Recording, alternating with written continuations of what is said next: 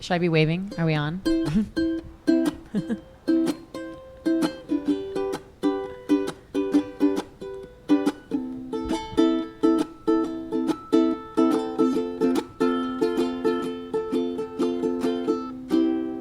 I didn't even put it in tune, and it still sounded really nice. Okay. Welcome, everybody. This is episode 28. No, it might be 30. It's 28. It's 28.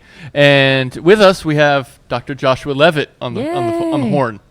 Hey, Josh. Hi, everyone.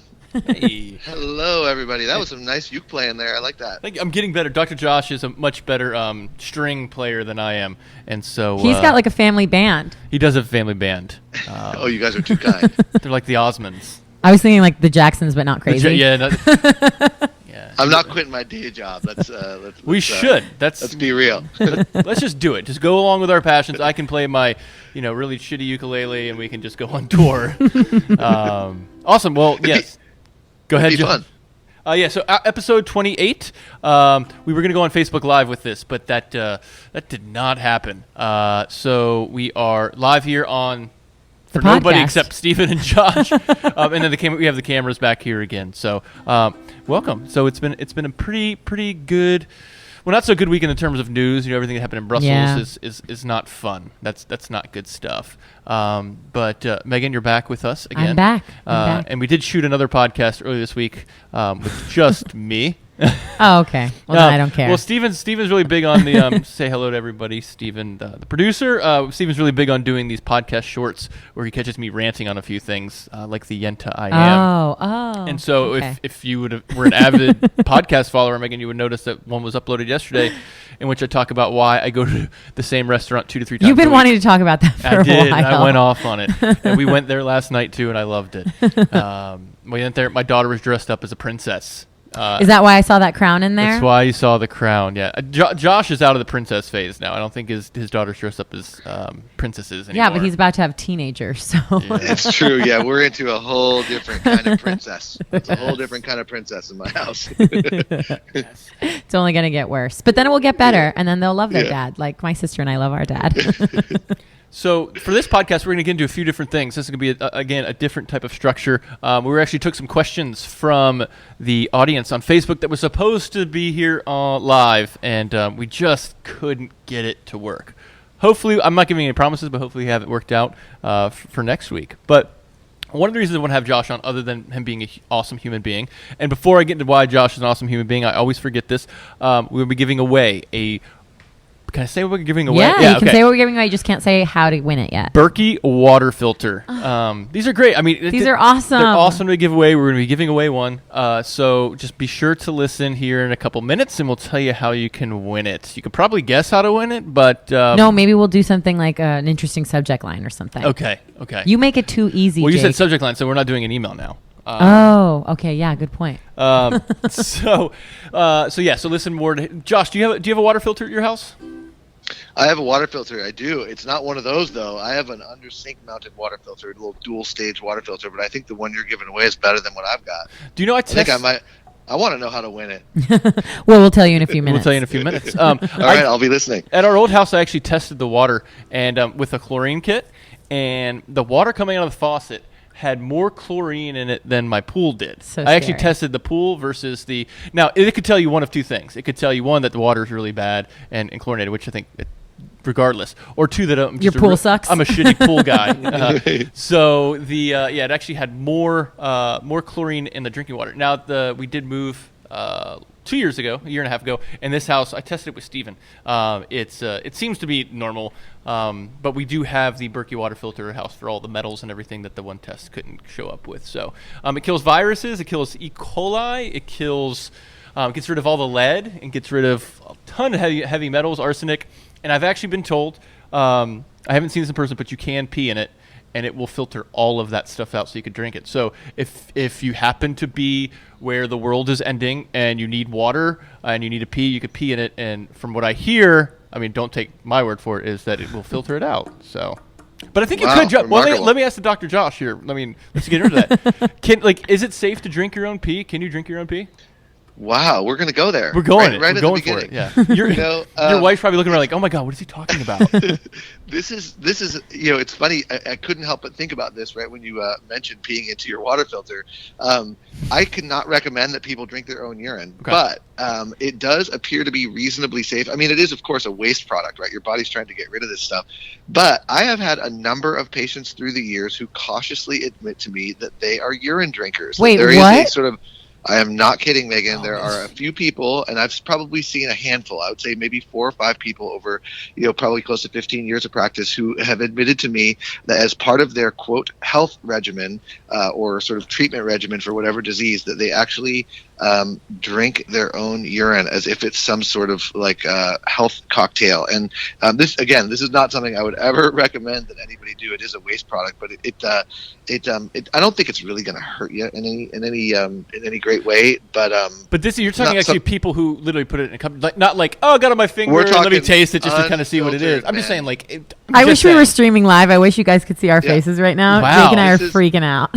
I am telling you right now that is there a number of people, and it's not uncommon. It is uncommon, but these are usually unusual people who have latched onto some kind of kooky alternative health trend. And there is a community of people out there that drink their own urine. I'm not recommending it. Now, let's go for the worst case example, right? Let's just say you're dehydrated, you're in the desert, or like that one guy who was like Bear Grylls. The one guy who was like had his arm stuck between a rock or whatever. Oh yeah. And he had to drink his own pee.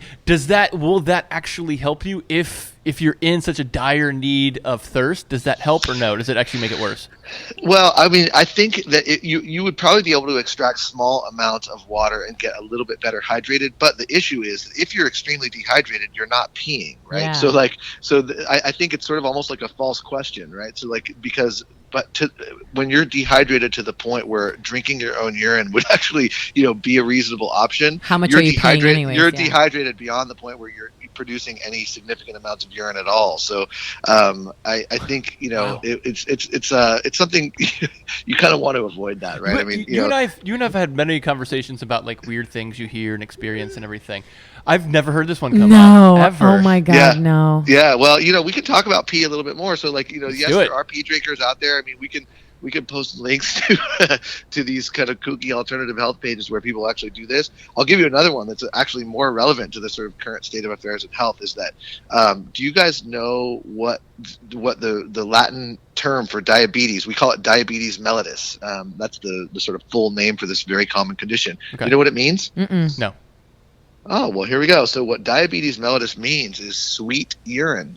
And diabetes is, of course, a high blood sugar disease. And so the initial diagnosis, talking about pee drinking, the way that doctors used to diagnose many hundreds of years ago before we had blood sugar meters was to taste the urine. And when the urine is sweet, and this is usually in type 1 diabetics many years ago, type 2 is a sort of a different problem. But nonetheless, sugar, blood glucose, goes into the urine and makes it sweet. So you could historically diagnose diabetes by a sweet taste in the urine, and also there's many old medical texts talking about the astute doctor being able to recognize a diabetic by finding sugar crystals, especially in men, on their shoes. Right, so they would pee and the urine would drip down after they're done peeing and hit their shoes. Because you guys are disgusting. We dribble sometimes. Men are disgusting beasts, so they're on the edge of the rim of the toilet, or even on the shoes would be sugar crystals after the water dehydrated off, because diabetes is a sweet urine disease, and that's actually what it's called, sweet urine. So let me ask you this question: which word means urine, diabetes or mellitus? Oh my goodness, that's a good question. I think I don't know, man. Mellitus, maybe. I think it's probably mellitus, mellitus. So I want to use that as a verb now in my life, where I say I have to go take a mellitus real quick and see what people say. That's a sweet mellitus. That's absolutely phenomenal. Yeah, it's kind of like melody. We could write a song about this, Jake. Oh man, sweet mellitus. Oh god. Here we go. Oh wow, geez. I mean, we could also have a whole podcast of like some of the weird things that you also have come in there. Oh man, and there was this one show, I think I don't know if it's still on because I don't watch any TV. Like the weird habits that people have where they would eat like tissues or cups. Oh yeah, My Strange Addiction. Yeah, that's really weird. Yeah, that's actually another condition. That's called Pica. That's actually pretty common where people are deficient in minerals or something. It happens a lot in women in pregnancy where they want to eat like. The most common is ice, but people want to eat like wood chips or dirt or sand or ashes from the fireplace, stuff like that. It's called Pica, Pica. Oh my God! I really wish you could see our faces right now. Yeah, This is amazing. We haven't even hit the list of things we wanted to discuss. Yeah. We could wrap it up right now. Wow, excellent. So so ladies and gentlemen, if you're deeply dehydrated, you probably won't have to pee, but just don't drink your pee, right? Don't drink your pee, and if you must drink your pee, strain it through one of these water Berkey water filters. Man. Should we get into one of those? I don't even want to get into kind of a. Do you want to do an AMA, Dr. Josh, and ask me anything? I'll save that for another show. When we're I'm protected by HIPAA, patient privacy laws, so I don't think I can do that. I can't name names. Yeah. Oh my gosh, that's phenomenal. Thank you. So, diabetes mellitus. When your pee is sweet, you got crystals on your shoes. That's it. Excellent. So another, I love how that just happened. So going straight from pee to maybe something else that's actually good for you. Dr. Josh is an amazing cook. I could actually call him a chef too. When he comes down here and stays with us, I literally tell him and his wife, please have the kitchen, and if you wouldn't mind, cook us some food too. So, Dr. Josh has a big family, and it's absolutely awesome when they come down because they just take over the kitchen, which I love, and it's make me whatever. And if I'm sure a lot of people didn't see this, we posted on Facebook a visual of Dr. Josh taking, I think it was 12 eggs, maybe 11 or 12 eggs. Oh yeah, it was a handful. And sure. flipping that omelet. Flipping it. So awesome. And it wasn't an omelet. It was actually sunny side up, and he was doing it over easy. It was absolutely amazing. I've mastered 4. They weren't scrambled. Yeah, he's a real Renaissance man, Dr. Real Josh. Renaissance man. But Dr. Josh, it's all in the wrist. It's all in the wrist. So something that he's actually really, really kind of keen on right now is the spices, right? In terms of what are the good spices to cook with, and what actually are they doing to your body, right? What are some of the health aspects of these spices that you're cooking with? And so I've actually asked Josh to compile a list of maybe his top 5 spices and herbs that he's really big and keen on right now. So Josh, what's one? What is actually your favorite number 1 go-to right now? Well, first of all, Salt. 5 is just like salt, right? 5 is like such a short list, right? I have. Or give me your craziest ones then. I have the very most basics, and then I have the sort of exotic stuff from other cultures and whatnot. So I'd say let's start with the 5 most basic, right? Number 1, I think high atop my list of spices that we use all the time here is turmeric, yes. curcuma longa, the yellow Indian spice powder. Not very spicy, but kind of a certainly rich antioxidant, powerful anti-inflammatory. I mean, this stuff is medicine, right? It's and it's the sort of thing that inspired world travels and adventures all over the world. It's amazing to think about spices, right? Like cinnamon and cloves and ginger and garlic and turmeric, saffron, these sorts of things. Like, this was what drove the world economy for hundreds of years, and people risked life and limb and would pay their rent or pay their mortgage or their bills in black peppercorns and stuff like that. And these days, I think it's an important conversation, because now we just buy them for $1.99, at the grocery store, and don't think much of those little bottles sitting in our spice racks. But man, these things are powerful healing substances, and just can transform the most simple foods into something super special. Now with turmeric, do you use a lot of it? Do you eyeball it? Is one of those things that's used as much as you can handle, or how do you actually use it? Yeah, so I'd say I appreciate your comments on my my skills in the kitchen. I think it's mostly I'm very much not a measury recipe kind of person, nor is my wife, who's, I would argue, a better cook than me. And we eyeball it, right? So we sort of smell things, we taste things as we're going along, and it's pretty rare that we're pulling out a quarter of a teaspoon and measuring something out that way. Yeah. It's a big family, and we just sort of cook big food and taste as we go along. And so we use turmeric in all kinds of different things, often or almost always in dishes that involve beans and lentils. If we're making sort of an Indian or Ethiopian type of flavor, and that's sort of where turmeric comes from, is India, and that's a flavor that's so consistent in their curries and whatnot. Yeah. What's number 2? I would say next to turmeric is probably ginger, fresh or dried. We try to use it fresh. Ginger for Asian type of flavors. We always have ginger root in our house, and we pull off a chunk, skin it, chop it up, and use it fresh. I make tea out of ginger, and then we put it when in you put it in your tea. How do you shred it? What do you do with it when you put it in the tea? Or cut little pieces? Yeah, I mostly cut little pieces. So I use we have good knives. I think it's like one of the main tools of the trade, and a good cutting board. So like I keep my knives really sharp. I sharpen them regularly in like just a simple paring knife or even like a Japanese cooking knife, and chop up the ginger into tiny little bits. And we use minimal cooking utensils. So although I have a ginger grater, that little ceramic dish with the little pokers on it, I mostly just chop the ginger up into tiny pieces. Awesome. And I usually make a tea out of it with ginger, a little bit of honey, some lemon juice, and then sometimes a pinch of cayenne pepper, another one of my top few spices too. So cayenne pepper would be number 3, right? I don't think cayenne pepper is number 3. I think it's number 5. I got at least a couple of cayenne pepper, but why not? Yeah, whatever.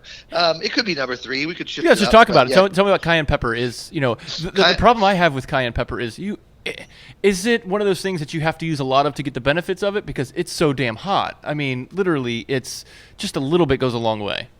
Indeed, it does. It's got like lots of antioxidant potential, lots of these bioflavonoid type of molecules, and there's a lot of medicine in cayenne pepper that it is limited because of what the medical people call pungency, right? It's just really spicy on your tongue, and so some people have lower tolerance for that. But a little bit does go a long way. I think you just called me a wuss. That was medical for wuss. But is it the capsaicin that's in it right now? Is that the benefits? Capsaicin is the compound that lends the heat or the pungency, right? And it's measured, as this is another little fun fact. You know what the units of measurement for heat is in a pepper? No. They're called Scoville units, and I think I don't know the numbers off the top of my head, but Tabasco sauce has like a Scoville rating of like 100,000, and then they have different peppers like habaneros are higher than that, and then the ghost pepper are these like ridiculous million Scoville unit things, and they have pepper eating contests and things like that, and there's I use it like again to flavor a tea or to lend some spiciness to like Asian or even Mexican kinds of flavors. Let me ask you this. I was actually thinking about this the other day. I was actually going to the bathroom because I had something spicy and I was going to this is really going downhill. I was actually going to pee and I wasn't going to drink it. But I was thinking to myself, because my tongue was tingly, I was thinking, what actually makes this thing hot? Like I was thinking like from a cognitive standpoint, like why do we call this hot or whatever? But then I was actually looking at it from like the scientific standpoint of my tongue. What is it that actually happens on my tongue that gives me that feeling? Because, I mean, you can call it hot, you can call it tingling, you don't have to necessarily say hot. Dr. Josh, do you know what it is that actually causes that? I do. So the compound capsaicin in the pepper causes the release of a substance that is really aptly named. It's called substance P, and the P stands for pain. Substance P is a pain, a neurotransmitter that mediates pain signals. So when you put a cayenne pepper touches sensory nerve ending on a mucosa, which can be in your mouth and can be inside your digestive tract all the way out through. You can feel this tingling or even painful sensation that's the result of substance P being released. And interestingly, capsaicin and cayenne pepper things are used medicinally because of exactly that. So you've probably heard of like Asper cream or Bengay or these kind of like topical pain rubs. A lot of them have capsaicin in it, and the one of the reasons why they work is because you repeatedly apply them and they repeatedly cause the release of substance P over and over and over again. So the more you apply it, the more substance P you release, and after you release more and more substance P, there's not that much left, and then when there's not that much left, you have less pain from your arthritis or from your so that's how those things work. It's like you repeatedly, it's almost like an interesting irony, right? Like you repeatedly stimulate the area with a moderate painful stimulus until all the mechanisms by which you feel pain are depleted, and then you don't feel pain as much. Would the same thing work? Let's say I got a cut and I were to put cayenne pepper in there, which is probably the worst idea. Would the same thing happen? Would the same thing happen? So you're hitting on, like, I mean, it's a great question. You're hitting on an old naturopathic idea that's called counter irritation. That if you have pain, if you stimulate the area around a painful spot, like people do it with bee venom sometimes, like bee stings, or historically people would like take an arthritic joint and whip it with stinging nettles, which really, it hurts it superficially, but the answer is yes. It's called counter irritation, and you can like stimulate an area to the point where you become almost like desensitized, and that's exactly what capsaicin does. Awesome. What's number 4? I think number 4 is cinnamon. Oh, That's a good one. I just actually started putting that in my chili too, and which is good. Dr. Josh gave me that idea. The problem is it has a tendency to get more powerful as the days go on. So, like the next day when I tried the chili, it was really overpowered with cinnamon. So, interesting. And then also, before Josh gets into the benefits of it, what I've started doing is I have a little espresso machine or my coffee maker, and the problem is people want to put cinnamon in their coffee. When you put cinnamon in your coffee, you get the little gritty, right? It gets everywhere, and it's kind of just like swallowing it, whatever. If I put the cinnamon grounds into, let's say, the portafilter from the espresso thing with the grounds, or if I put it within the filter of the coffee maker and brew it, oh my God, it's unbelievable. I mean, because now instead of having like these little like pockets of cinnamon, now the whole thing it's not overpowered, it's infused. That's excellent. And so I love doing that now. But go on, Josh. Why would I put cinnamon in there? So, I mean, cinnamon's great stuff. And let me just add to your like coffee ground thing, one of the other spices that's not actually on my list, I will promise I'll get back to cinnamon, is cardamom. Cardamom is these little pods and super, super fragrant. So if you crack open one cardamom pod and break it up into a powder and throw that in your coffee grounds, you will be amazed. That's a very Middle Eastern cardamom, kind of far Eastern thing to put into your coffee. Yeah, cardamom and coffee is a super nice combination. Far East, far out. Yeah, totally. Yeah, it's really good stuff. So cinnamon, I mean, cinnamon is amazing stuff. Again, bioflavonoids, antioxidants. Its main medicinal use that it's famous for is for glycemic control, blood sugar control in diabetes and anybody who has high blood sugar. So cinnamon appears to help people with regulation of their blood sugar. It lowers blood sugar quite significantly in some people, and has some also effects on improving lipid panels like cholesterol, the good kind and the bad kind. Cinnamon's great stuff. Awesome. And number 5, I think has got to be garlic. Ooh, that's a good one. I like it. Now, garlic powder or actually garlic itself, like raw garlic? I think whenever possible, I think it's better to use the spice or herb in its whole form. So I have garlic. We have a little garlic holder. It's like this little ceramic pot thing. I don't know why it's good for storing garlic. It has holes in the side. I think it lets air in or whatever. And we try to keep fresh garlic bulbs on hand at all times. But I also do have a garlic powder, which certainly works in a pinch. The better processing would be I see what you did there. That's good, right? In a pinch. Sorry, go ahead. You're quick. Nothing gets by Jake. I prefer the fresh. Awesome. But like I say, the powdered variety is fine if fresh is for whatever reason unavailable. You can tell the difference. I mean, it's just so obvious. Think of ginger, think of garlic, any of the spices that come ground. If you chop open a fresh clove of garlic and hold it to your nose compared to dipping your nose inside that garlic powder thing, it's a completely different experience. Now give me, and you don't have to go into the benefits of each or keep it quick. Give me like 3 that are completely off the wall that people would think, why would I never even thought of that.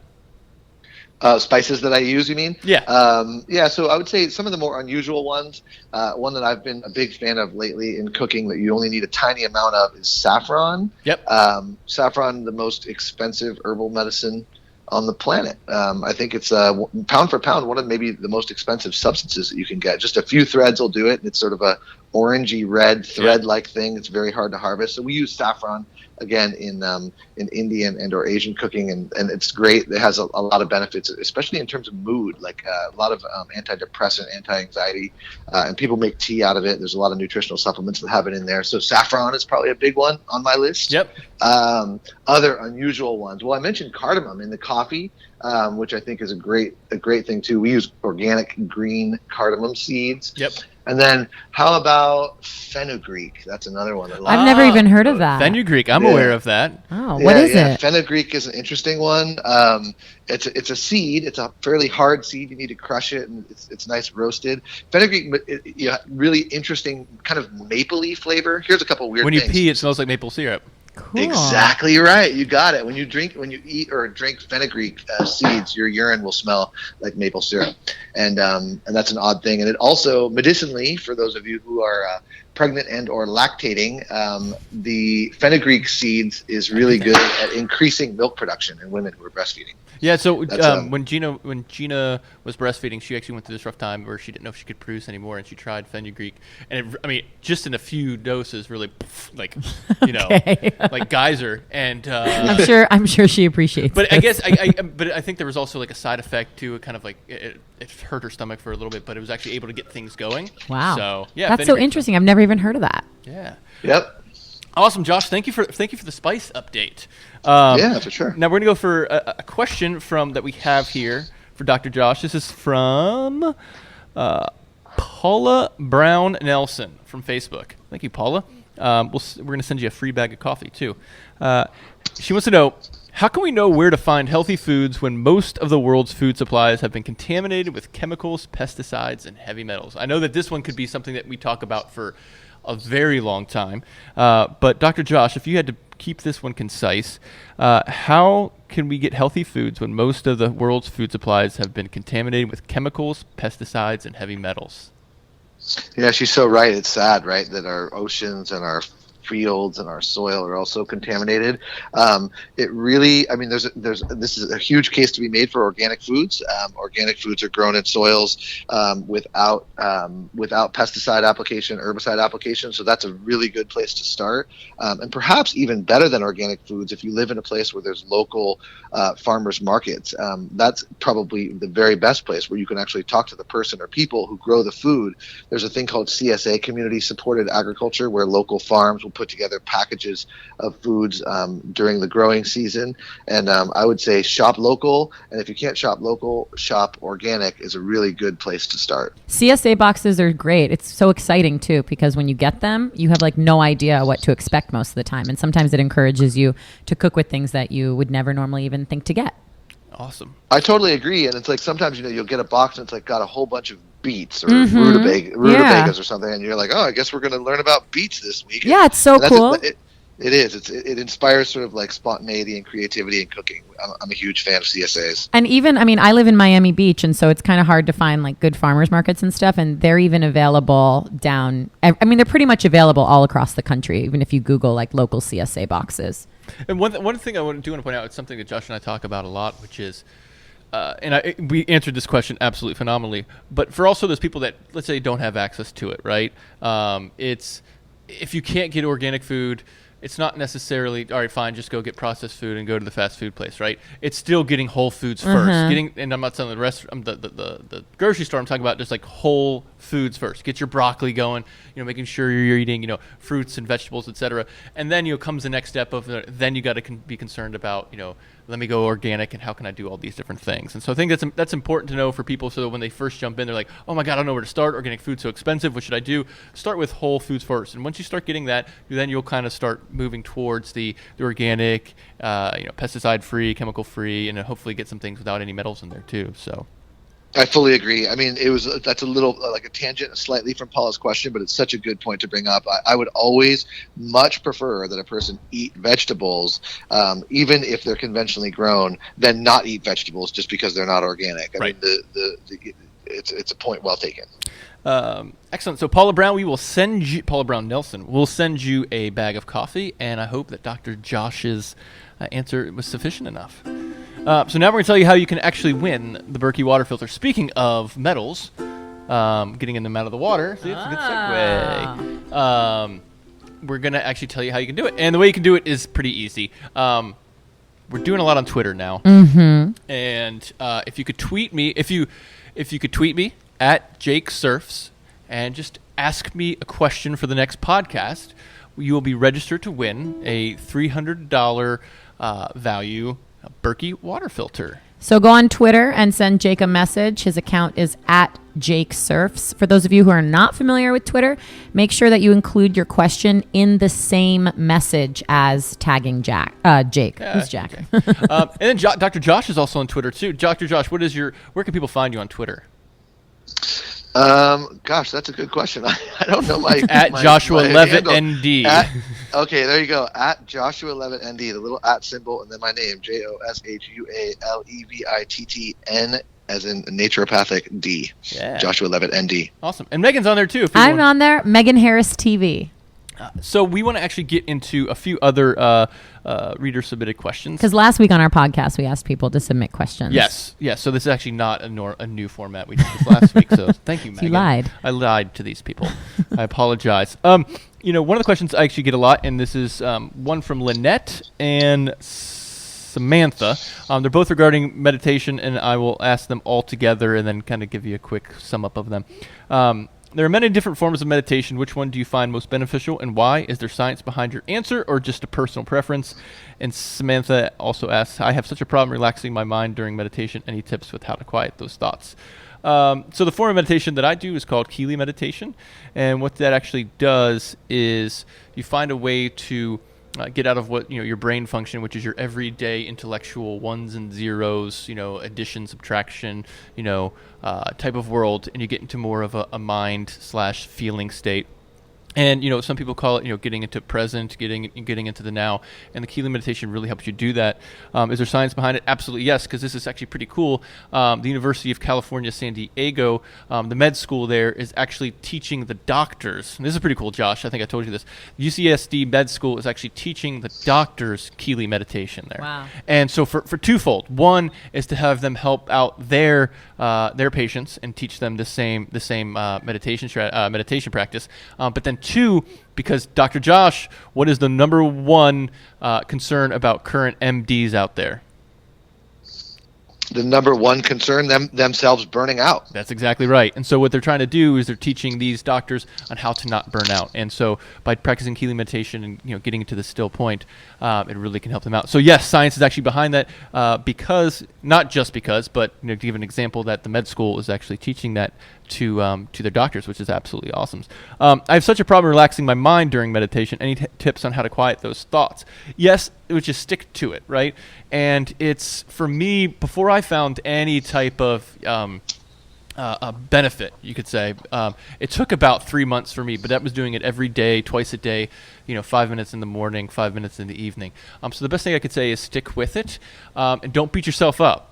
There's plenty of times when I meditate now that I can't really calm my chatter. It just kind of gets in the way, and you just chalk that up as, hey, I tried. I compare it to when I played soccer.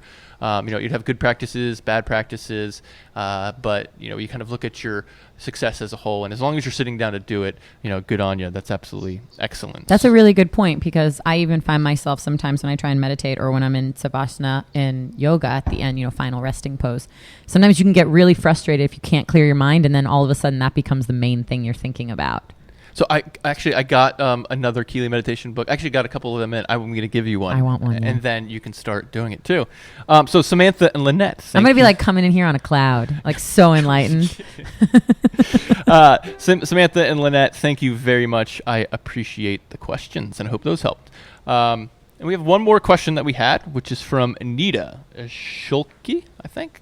And she says, I am new to the Alternative Daily. Can you tell me more about the company? Are you small or large group? Where are you located, et cetera, et cetera? Wow, she really wants to know all the et cetera. She does. So we're growing. So Alternative Daily started off with me. I've given my story plenty of times. And now it's me too. And now and here we are. This is us. And it started about 6 years ago. And it's grown into, from just me to now we have about 15 employees. And this is big news. I haven't made this public yet, but we actually opening up our headquarters in Juno Beach, Florida. Think about that? I had to hesitate, but what? They could find it out. Yeah. So we're actually opening up our headquarters here in South Florida, where we actually have a few folks in there working. So absolutely excited about that because it's going to give a place for people to come to. Now, currently, we have a lot of virtual people. I'm a big proponent of virtual work as well because it creates a very, very easy lifestyle for employees and people that you do work with, and it's very low anxiety levels. The one thing that you don't get, though, is that person-to-person interaction as much. And so I always try to make a habit of us all getting together at least once a year, and that's everybody internationally. I have people from all around the world that work for us. So the Alternative Daily is growing and expanding, and as some of you guys have seen, we're also doing some other content outside of health. We're doing some breaking news. We broke some news. We weren't the first ones to do it, but we covered the Brussels attacks, and a lot of politics. Not a lot, a but medium amount of medium politics. And so it's all part of our growth, and everybody seems to like it. So welcome aboard, everybody who's recently liked our page and liked our site, and but you get to hear some really cool things, especially from the health side with Dr. Josh, and throughout all of our podcasts. And we're expanding out our verticals too, in terms of how we're giving you guys our content. So if you don't want to be on our email list with 2 million other like-minded folks, you can find us on Twitter, you can find us on YouTube, you can find us I'm on Snapchat too. Not letting that one Carney.Jake. Hey, I'm in it to win it on that one.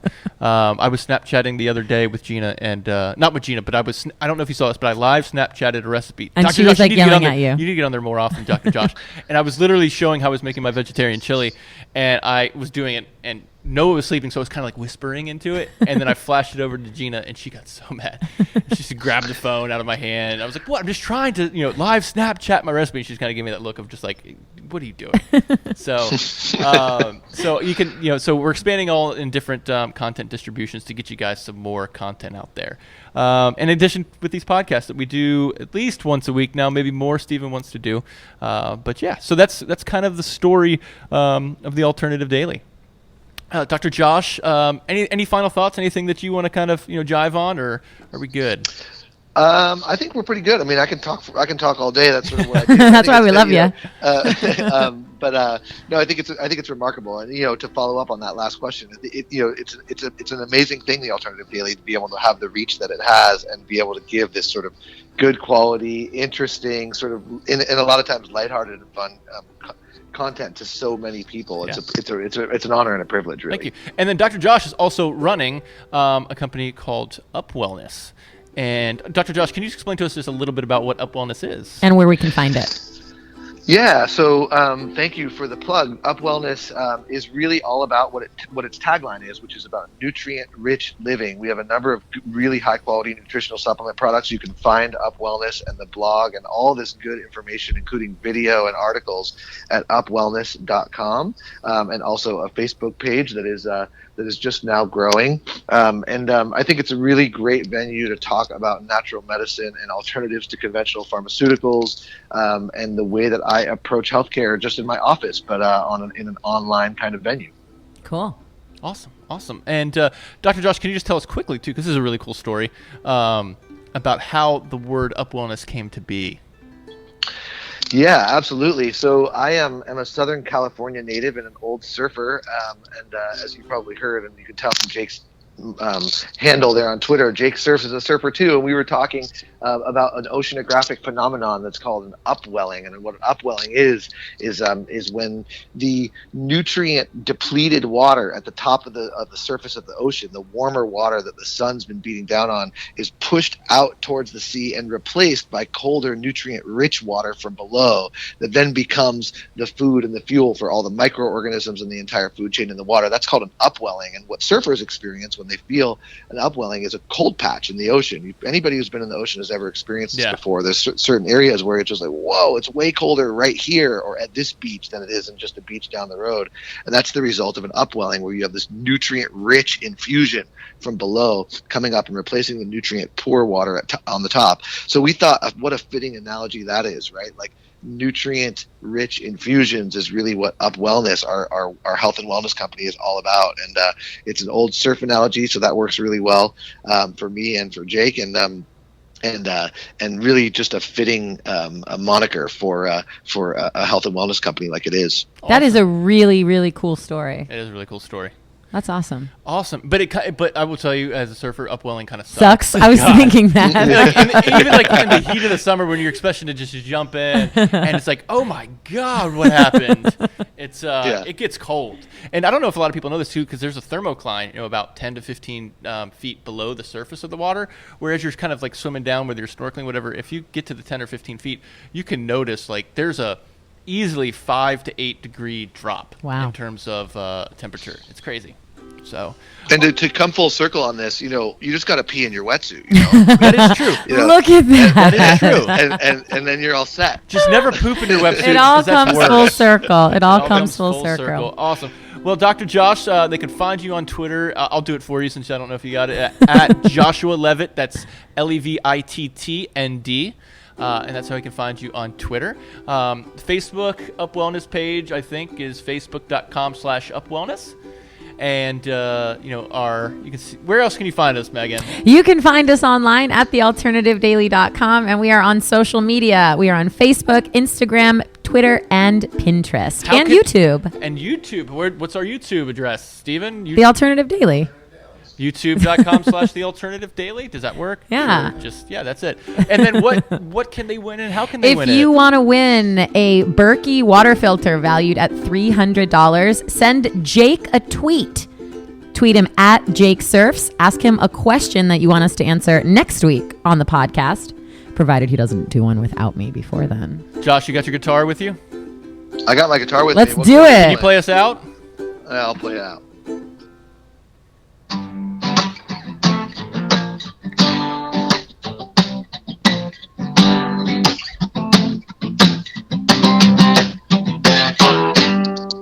Yeah.